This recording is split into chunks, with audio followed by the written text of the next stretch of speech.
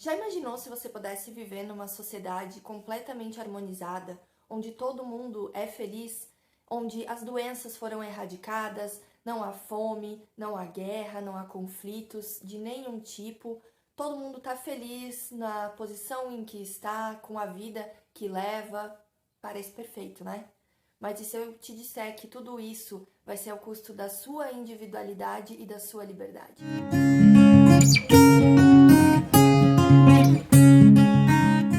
Olá pessoal, eu sou a Dani, esse é a Vontade de Ler e hoje nós vamos falar de uma obra que já se tornou um clássico, apesar de não ser daqueles escritos lá muitos anos atrás. Essa obra foi escrita ali em meados de 1930, entre 30 e 40, por um escritor que foi muito prolífico em vida, se chamava Aldous Huxley, e eu estou falando de Admirável Mundo Novo, que é um dos meus livros favoritos da vida. Essa aqui já foi a terceira vez que eu li ele. Tem uma salva de palmas aqui pro profissional. Pra fazer o vídeo, né? E a cada releitura é aquele tipo de livro que sempre te surpreende, sempre tem uma camada a mais, uma frase a mais pra você marcar, tanto que tá aqui, né? É aqueles assim que se eu tivesse um marca-página, acho que ficaria mais páginas marcadas do que não marcadas, literalmente. Então a gente vai falar um pouquinho sobre ele. Para contextualizar um pouquinho, então, quem foi o Aldous Huxley, ele era um cara que teve uma vida, até certo ponto, de posses, digamos assim. Ele tentou estudar medicina no início da vida, também tentou ir para o exército, o que não deu muito certo porque ele teve um problema de visão, ele quase ficou cego. Mas depois que ele se recupera, ele consegue então voltar aos estudos, mas ele acaba indo pro lado da literatura. Inclusive ele teve alguns amigos dentro desse universo da literatura que também eram autores famosos. Durante a vida do Aldous Huxley, ele também teve muitos interesses ligados à filosofia, diferentes religiões. Ele foi principalmente para uma vertente mais indiana, mais da cultura hindu, então ele trabalhou muito com a questão da meditação, vegetarianismo, né? Então ali nos anos 70, ele acabou fazendo bastante sucesso, não só pelas obras literárias, mas pelos ensaios que ele escrevia, porque a comunidade hippie foi se aproximando muito, né, dele. E ele também teve algumas experiências com alguns tipos de medicamentos ilícitos, digamos assim, e ele também escreveu algumas obras de ficção e não ficção, explorando um pouco esse lado. Então, para quem tem curiosidade em toda essa vibe psicodélica, recomendo algumas leituras aí do autor. E para quem quiser saber mais ainda sobre esse autor, teve uma vida tão incrível quanto as obras dele, eu recomendo dar uma passadinha na minha página do Instagram, porque essa semana então tá rolando aí uma semana especial sobre ele e as obras dele, em especial O Admirável Mundo Novo, que é o livro sobre o qual nós falaremos hoje. Admirável Mundo Novo, então, ele foi escrito em 1932, apesar de ser uma obra que já vai fazer aí quase 100 anos, né? Ela é uma obra extremamente recente nos dias de hoje, e isso talvez é uma das coisas que mais nos assusta quando a gente vai ler, porque ela se trata de uma distopia. Na verdade, ela inicia quase que como uma utopia, porque como eu falei aqui na introdução do vídeo, se a gente imaginar que alguém promete pra gente viver em um mundo onde todo mundo é feliz e satisfeito, onde não existe doença, fome, nenhum conflito, parece realmente utópico, né? Mas aqui a gente vai conhecer os lados menos bons, né, de uma sociedade assim tão perfeita, tão harmoniosa e tão feliz. E a gente vai conhecendo um pouco mais sobre esse universo e quais seriam os problemas, porque sim, existem e não são poucos, junto com o personagem do Bernard Marx. Já no início aqui da obra, a gente tá fazendo uma espécie de visita a um laboratório e tem tipo um super médico cientista, enfim, né, ali do laboratório, que vai nos explicando como é que funciona a questão da reprodução humana aqui nessa sociedade e também do condicionamento. Então, eu vou contar o básico para vocês, até porque essa é a primeira parte do livro e algumas pessoas para quem eu fui recomendando essa leitura ao longo da vida, que foram várias, me disseram que acharam o livro um pouco chato no início, mas é porque ele realmente vai te explicar até talvez cientificamente demais para algumas pessoas, como funciona todo esse universo, qual é a organização desse universo. Porque é uma sociedade mais avançada, né, seria do que a nossa, mais tecnológica. Então, aqui, quais são as bases, tá? Basicamente, dessa sociedade. Tudo começa com uma espécie de engenharia genética que foi criada, tá? Para quê? Porque os seres humanos não são mais, não existe mais a reprodução da forma convencional como a gente conhece, né, até então. Eles acham, inclusive, meio nojento, muito ultrapassado essa maneira, né, de conceber. Então, eles produzem seres humanos numa escala industrial, realmente. Tanto que o novo deus que surge para eles é o Ford. O próprio calendário deles é antes e depois de Ford, sim, aquele que criou, né, a escala industrial lá dos carros, né? Então, eles endeusam Ford e os seres humanos, eles são manipulados geneticamente desde a sua criação e eles já desde pequenos embriões, né, depois bebês e tal, eles são condicionados. Desde antes do nascimento, eles ficam com uma espécie de um áudio tocando, assim, para ir realmente condicionando eles a ser parte de uma determinada casta. Então, nós vamos ter aqui um sistema de castas. A sociedade ela é dividida, então, em 5 grupos diferentes. E nós vamos ter desde os alfas, e eles são não só mais fortes, robustos, bonitos, mas também mais inteligentes. Isso não é uma separação que é feita depois do nascimento. Como eu falei, já é mapeado desde antes, desde do embrião, recebendo, por exemplo, mais nutrientes, mais estímulos depois durante a infância. Enquanto os Ys, que são a casta mais inferior, eles literalmente são desprovidos, né? Eles não recebem tantos estímulos e nem nutrientes, porque eles querem realmente que sejam seres inferiores, né? Mas não só no desenvolvimento cognitivo, mas em tudo. Eles vão ser mais franzinos, vão ser alguns até com deficiências mesmo. E por quê? Porque eles querem que a sociedade se organize dessa forma e com esse condicionamento todo, ninguém nunca vai questionar. Dessa forma, então, nós vamos ter aquela parcela da sociedade que foi literalmente criada para comandar, para liderar, e vamos ter aquelas outras partes mais voltadas para serviços braçais.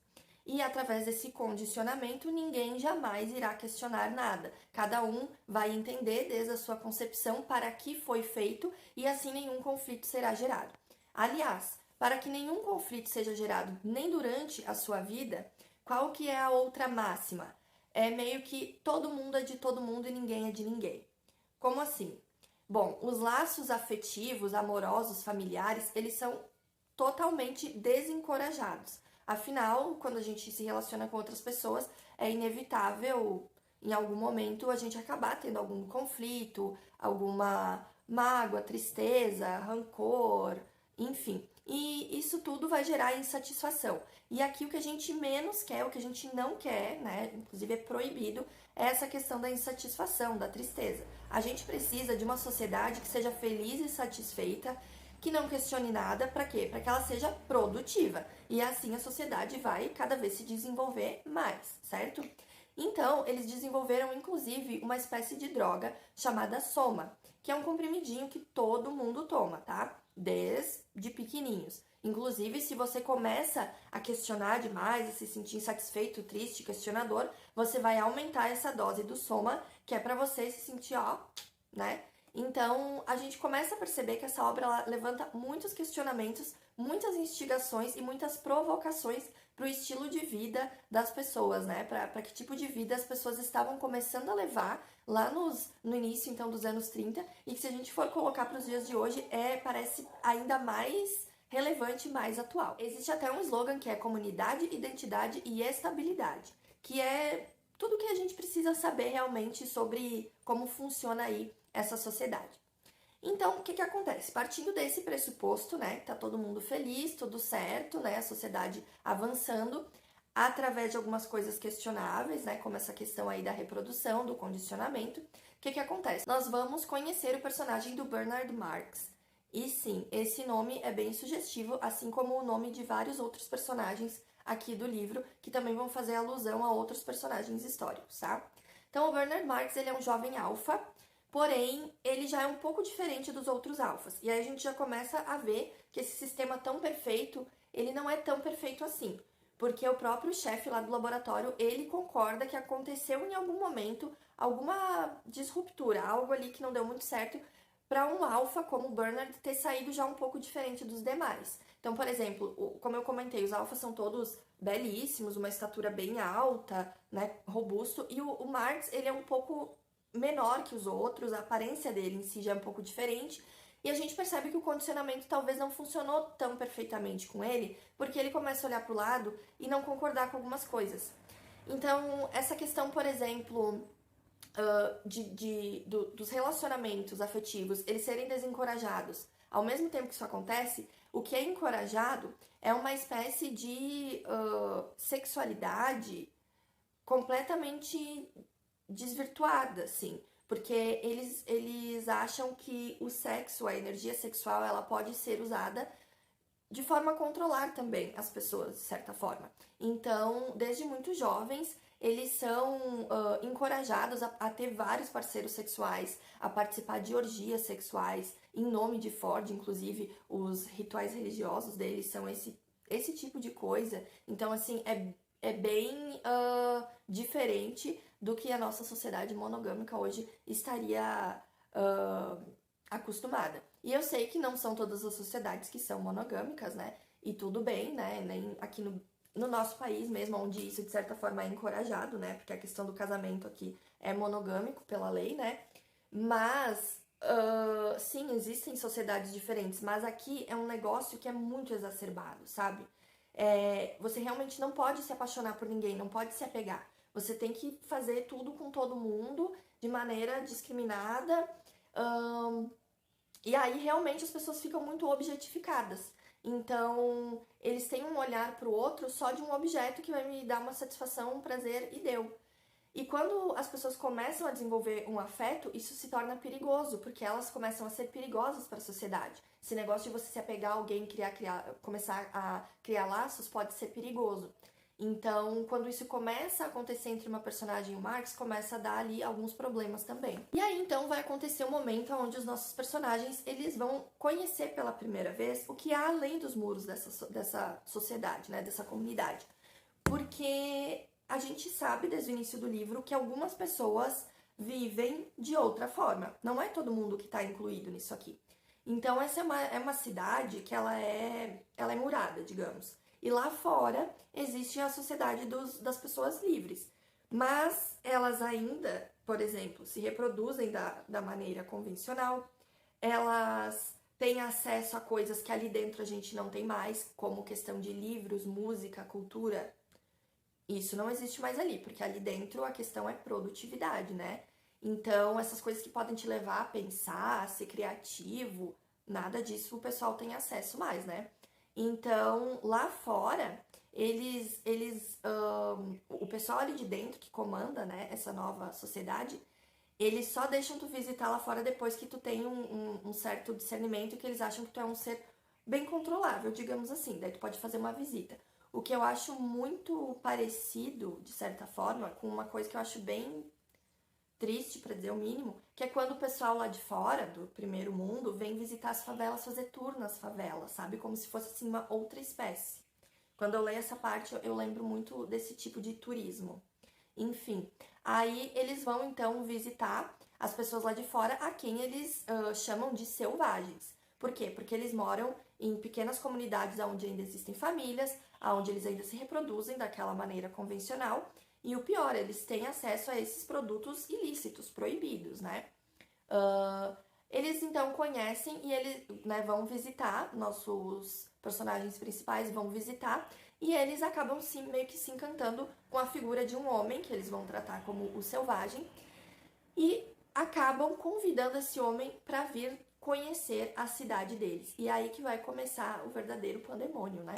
Vai dar merda, vai! Porque você imagina uma pessoa lá de fora entrando ali dentro, tendo contato com esse mundo tão diferente, e essas pessoas ali tendo contato com um ser tão diferente de tudo que elas já viram. E é aí que a verdadeira parte, assim, como é que eu vou dizer, mais acelerada mesmo da história vai acontecer. E é aqui que eu vou parar, então, para não dar mais spoilers para vocês, mas já dá para começar a fervilhar de ideias do que viria a acontecer. Através dessa figura do selvagem, a gente vai perceber que o que muitas dessas pessoas lá de dentro nunca tinham se dado conta, né, é que elas foram, porque muitas delas realmente não se dão conta de que elas foram condicionadas, e mesmo aquelas que se dão conta, elas estão felizes. Elas preferem tomar o soma para esquecer os problemas do que começar a questionar as coisas, porque é muito doloroso você questionar da onde você veio e começar, né, a questionar mesmo aquilo, tudo, onde você foi criado, seu meio, aquilo que você acredita. Além disso, é perigoso, né, também, porque você vai estar indo contra o que aquela máquina que te criou e aonde você está inserido tá pregando, né? Então, é muito curioso a gente ver que é retratado como selvagem aquela pessoa que ela tem muito mais noção do que é o coletivo, porque aqui dentro dessa Nova Londres, eles dizem, né, até no slogan, que é a identidade, a comunidade, tá no próprio slogan deles. Mas até que ponto essa comunidade ela é real se a gente não cria laços com ninguém? E até que ponto, quando a gente esquece a nossa individualidade, a gente consegue ter uma identidade? Para eles dizem que é muito importante a identidade do grupo, não a sua. Mas se eu não sei quem eu sou, como é que eu vou contribuir pro todo, né? É verdade. Tudo bem, a gente entende, eles não querem que tenha diferenças, né? Quer dizer, às vezes não. Mas eles mesmos incitam as diferenças através da construção das castas. Então, começam aí muitas provocações, né? A gente tem que pensar, por exemplo, que individualidade e individualismo são questões muito diferentes e que a gente, se botar em xeque, né, vai ruir. E aí, então, né, com todas essas provocações que eu vou deixar vocês no vídeo de hoje, convidando mais uma vez a ler este admirável mundo novo, né? Quando a gente vê essa questão do novo, a gente pensa até que ponto isso é novo e até que ponto é admirável. Então, assim, é um livro que suscita muitas provocações e questionamentos e eu acho que hoje ele tá mais atual do que nunca, né? Essa própria ilustração aqui da capa diz tudo, né? E, bom, só posso, como sempre, dizer, leiam o livro, por favor, comentem quem já leu, quem não leu, o que achou, se ficou a fim de ler, quem já leu, diz aí o que achou, se conseguiu, né, na época que leu, fazer todas essas, levantar tantas questões. Eu sei que para algumas pessoas chega a ser um livro um pouco incomodativo, mas como eu costumo dizer, é aquele tipo de coisa que nos traz as verdades incômodas, joga na nossa cara, de fato, né? E ele é bem filosófico, como várias das outras obras do autor, e só a título de curiosidade, ele escreveu um ensaio anos depois, que é o Retorno ao Admirável Mundo Novo, o Regresso ao Admirável Mundo Novo, e todas as obras dele estão sendo traduzidas, nem todas foram, mas estão sendo, e trazidas pra gente pela Biblioteca Azul.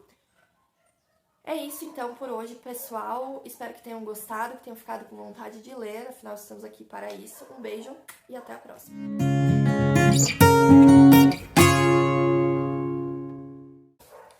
Um selvagem que cita Shakespeare, né? Imagina então, né?